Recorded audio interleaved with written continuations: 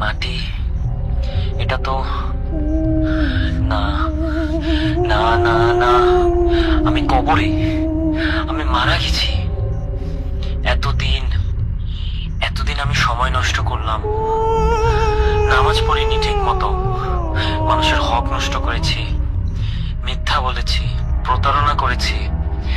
ভেবেছিলাম সময় আছে, ভেবেছিলাম পরে ঠিক করে নেব।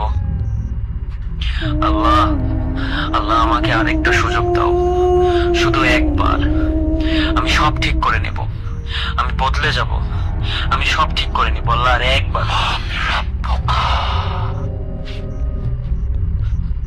আমি আমি আমি জানি, আমি জানি এই উত্তর, সারা জীবন ধরে জেনে এসেছি। তাহলে কেন এখন মাথায় কিছু আসছে না?